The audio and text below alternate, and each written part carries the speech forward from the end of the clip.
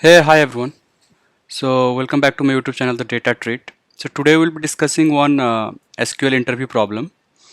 So let's get started. So this is the problem. So let's first understand the problem statement and what are the input tables given and what are the expected output, and then we'll start with the query. So here we have two tables, visits and transactions.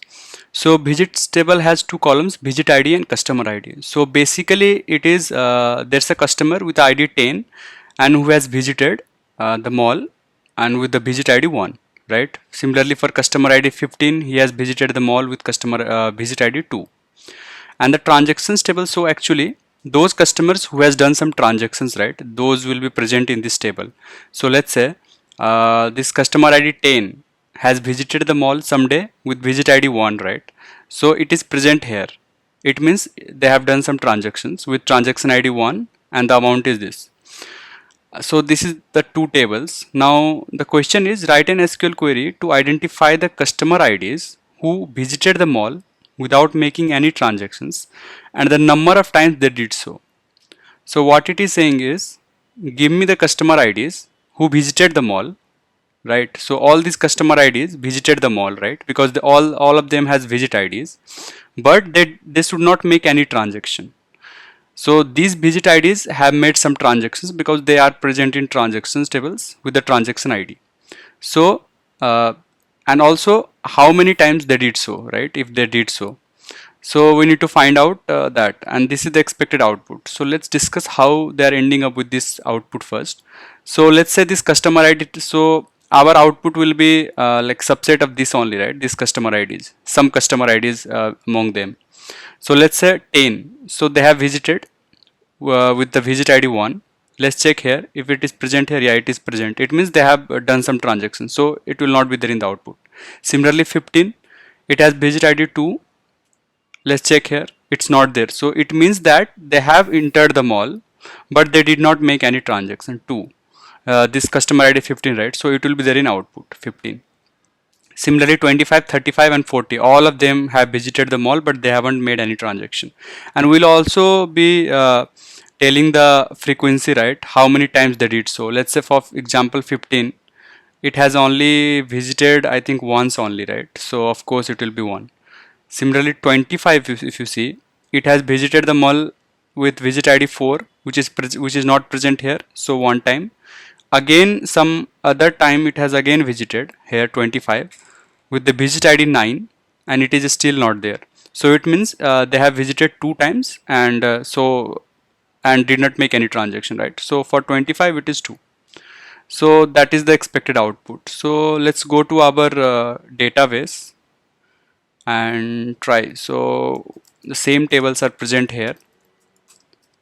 We'll just query it first.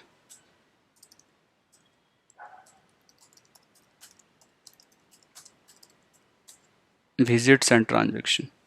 So you can see the same data is there. So we'll solve this with two methods actually. Uh, so first let's select customer ID. Okay. So because we need customer ID in the output, right? So it will be coming from this table. So let's say we'll say customer ID from the table is visits, right? Yeah. So customer ID from visits, and then we'll count it. Okay, that how many customer are there. Let's say for 10 there are only it has visited only once. For 25 it has visited twice, right? So let's count it first, that how many times they have visited. So we'll say count customer ID. Okay, let's give some aliasing. Fine. And then we need to group by, right, when we are putting this aggregate function. So group by customer ID. Let's run it once. So once we ran it, right, so now we know that how many times each customer has visited, right? So but the thing here is this is fine, but the visit ID, right, whatever it is here, it should not be present in the transactions table. That's how we can say that they have not made any transaction, right? So before group by itself, we'll say where visit ID not in, right? Visit ID not in, and then we'll fetch out the visit IDs from transactions table. So we'll say select visit ID from transactions. So what it is doing is it is now it will only print those customers which are not present, basically whose visit IDs are not present in the transactions table, means which who have not made any transactions. So let's run this. So I think we are correct. So we'll say frequency.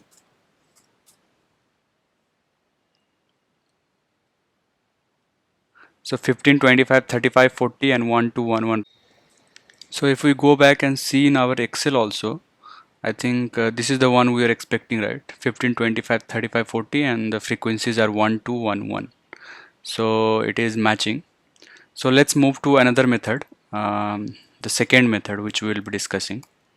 So this one we'll be doing it with join actually. We'll be using join because joins are always good when there are a lot of data actually.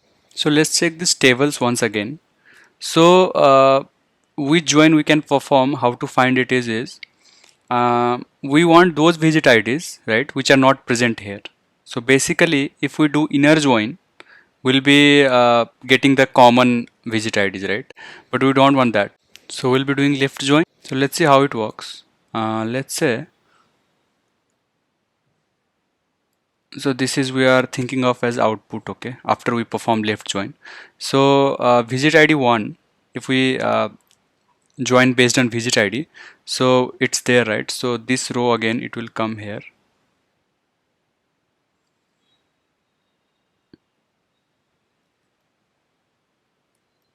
Yeah, so it will come here, but this 2, right, this 2 and 15,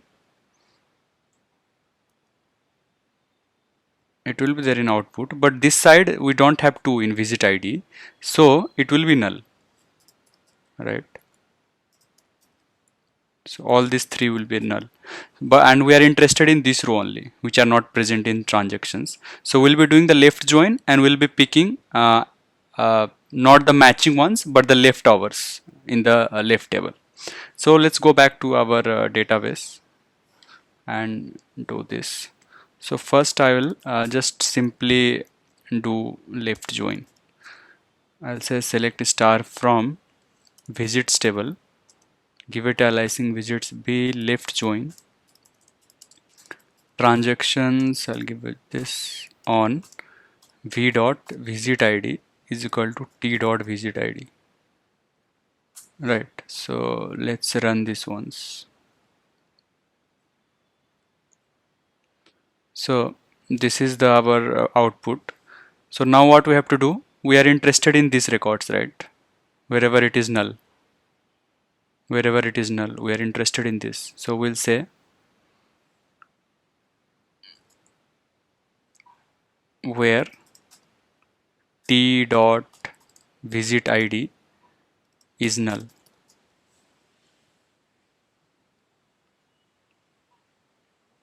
Okay, now once we got this, so now it's simple, we'll just be changing it here. So we'll say customer ID we want, right, from the first table, let's say, and we'll count this just like we did in the method 1. Count customer ID, give it a aliasing,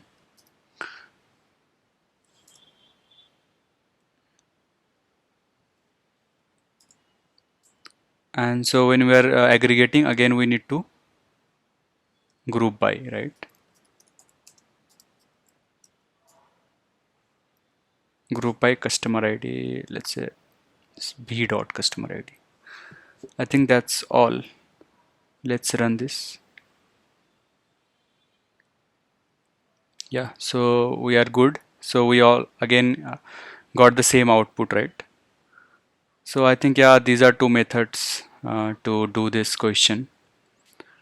Thank you for watching the video. If you liked the video, please subscribe to my channel. Thank you.